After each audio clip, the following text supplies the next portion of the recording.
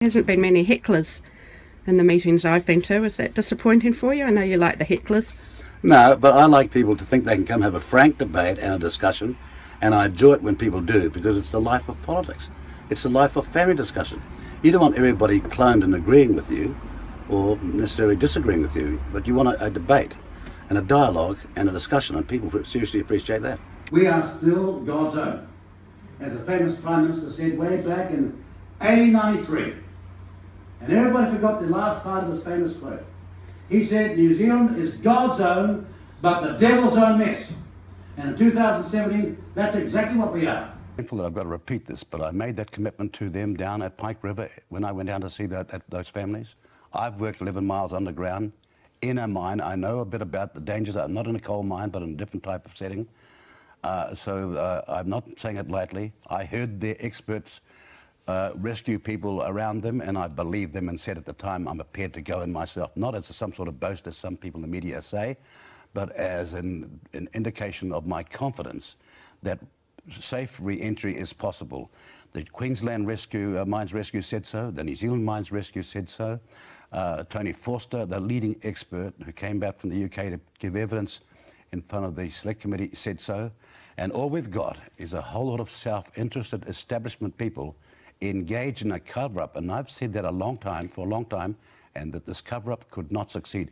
Okay, the sooner they fly a white flag and stop behaving this way, the better, because it's a contempt for a modern democracy, and above all, it's a contempt for those families. I know you don't like to talk about how you would make that happen then. So, because Solid Energy still controls the mine, what would you do? No, they don't. A law change? No. A law change? Solid Energy is a taxpayer-owned organisation controlled by politicians and out there engaged right now in a massive cover-up. So how would you practically do this? What would you do? Well, I'd fire them. No, I'd fire them for a start, okay, and get them to honour the law of this country, which is that if there is a potential for a crime scene to be there, an investigation should take place. So this is a potential crime scene, and these people and our institutions deserve better than that.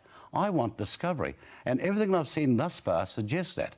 Now, I think it's important that people understand how you would do this in practical terms, because you've obviously thought about it. So, you look, get rid of the board. I said how do you change the law? I said to the new head of the board, if we were to change the law to enable a re-entry to take place, what would you do? He said, I'd resign. I said, really? What if the government was to agree to change the law? You know what he said? I'd have to rethink that. This is a coward's way of behaving. What you're saying to those families is the possibility that someone might get hurt and we have to pay compensation during this recovery is so concerning to us, we don't give a darn whether you get to the facts or the truth or not. But that's an appalling way to behave.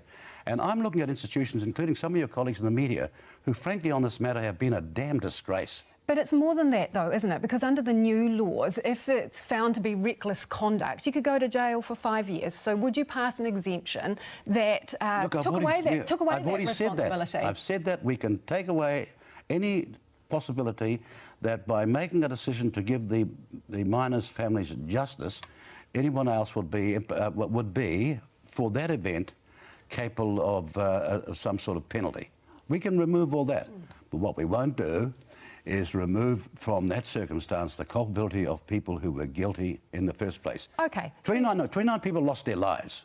No one in this country that's meant to be a first world democracy has been held accountable. That's repugnant, it is disgraceful, and we're all, many of us in this country, are guilty of allowing it to happen. I reckon that Labor and the Greens would come on board with that to perhaps water down, some people would see that as watering down health and safety rules. Do you reckon the Greens and Labor would come on board and vote for that if it came to it? Look, all these other parties weren't doing anything about it at all.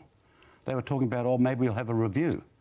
We went to Pike River at the... So you don't think they would support that kind of they will now. They will now because they have been embarrassed into taking action. But when it happened, they weren't. When the families asked us, I took one of my colleagues down and a senior guy in the South Island to go and see them, and I'd heard over a period of time and more, with further investigations, I'd heard enough to know there's something seriously wrong here. I have a duel of wits with an unarmed opponent on this matter, like Bill English. His behaviour has been repugnant in the extreme, so has John Keyes. John Keyes said that they'd go to the ends of earth to help these families, and all we've seen at a certain time is an utter switch from willing to go in to this is a massive danger to any recovery or retrieval group of men. So now, let me just tell you this. No, I just want to be clear. But I want to give you a piece of evidence here. Nick Smith and the government and the system has been saying it's far too dangerous to go in. So the next question is, but you allowed men to go into as far as 400 metres. How do those two statements, how does the statement now balance the statement when you let them go in?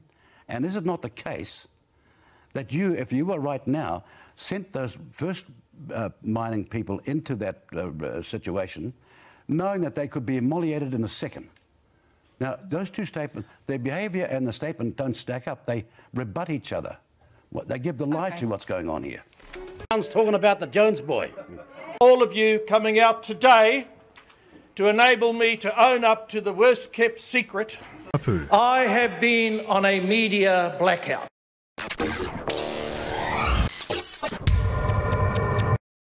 As Peter Thiel recently said, is going out and going out quickly. It's hard to give all the reasons why, but I think the tide on globalization is just going out. And really? It's going out on all these different dimensions. And so if you have movement of people, I think immigration is getting more restrictive, not just in the U.S., but throughout the Western world. I think movement of trade. I think that's I think there's big headwinds there through goods. So movement through people, movement through goods, movement through capital, which is mainly through banks. Banks are going to get more regulated, and then even movement through information, where I think there may be some headwinds for the internet was designed to survive a nuclear war, but even so, I think there are sort of a lot of regulatory challenges that the Silicon Valley is going to be facing from Western Europe and elsewhere in the years ahead. So I think the tide on globalization is just going out in a. There are critical times in history where more happens in just a few years to change the future destiny of humanity's trajectory that happened in the previous 100. And with all of the advanced technology, with all of the incredible innovations that limited free market civilization has developed, we're seeing an acceleration of that great turning. We are approaching a mass jump point, tipping point, decision point that our species has never even imagined. Ladies and gentlemen, the equations that gave us atomic weapons and nuclear power were developed by Max Planck in 1900. That vision was then manifest in 1945 when 2 atomic bombs were dropped on Hiroshima and Nagasaki, Japan.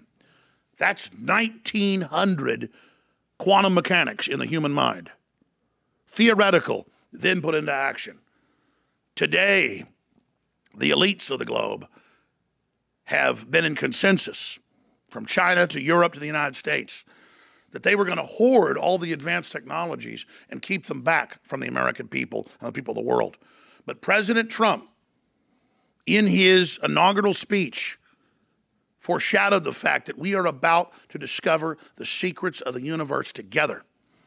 And that's because many of the secrets have already been discovered. We stand at the birth of a new millennium, ready to unlock the mysteries of space, to free the Earth from the miseries of disease, and to harness the energies, industries, and technologies of tomorrow. Apparently, the Chinese discovered that if 2 photons were placed in contact with one another, they always remain linked and mirrored with another's behavior, even if they were separated by vast amounts of difference. You're right, Blake. They're using high sensitivity photon receptors referred to as the MICUS, which has been placed in orbit. The photons under examinations are placed within the vacuum to ensure they are not lost and then monitored using ground stations. You're right, Brent. This allowed the team to monitor the photons at a distance of up to 1,400 kilometers to check whether entanglement was still occurring. Well, the team experimented with millions of photons and found clear evidence of entanglement in 911, basically 911 of the cases.